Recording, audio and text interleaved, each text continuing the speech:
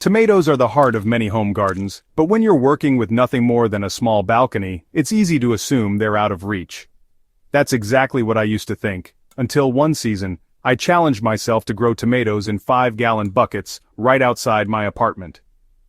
The results? Over 50 ripe, juicy tomatoes from a tiny space that gets just a few hours of direct sunlight a day. What started as an experiment turned into one of the most rewarding gardening experiences I've ever had.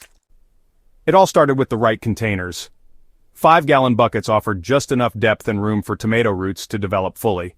I drilled drainage holes at the bottom to prevent soggy roots and placed them where my balcony got the most sun, about 6 hours a day, which turned out to be plenty.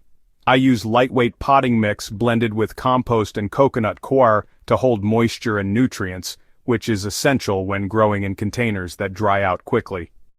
Planting deeply was my first secret to success.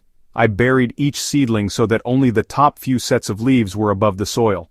This allowed extra roots to grow along the buried stem, creating strong, healthy plants that could support a heavy fruit load.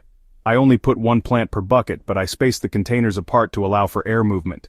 That helped prevent disease and gave each plant room to stretch. Support was crucial. Tomato vines grow tall and heavy, so I made simple cages using bamboo stakes and twine. I trained the vines upward, pruning off side shoots to keep growth focused on fruit production. This not only saved space, it also made the plants easier to manage and harvest. Watering became a daily ritual. Containers dry out fast, especially in summer, so I made sure to check the soil every morning. If it felt dry an inch down, I watered thoroughly.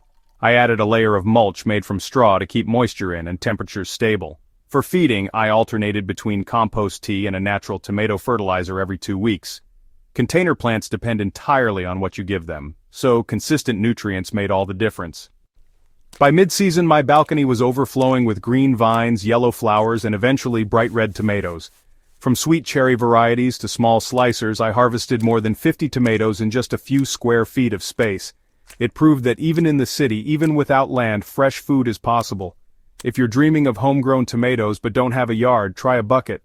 It might seem simple, but the results can be incredibly rewarding. If you enjoyed this guide, don't forget to subscribe to Botanical Bliss and share this with fellow plant lovers. Balcony or not, a garden is always within reach.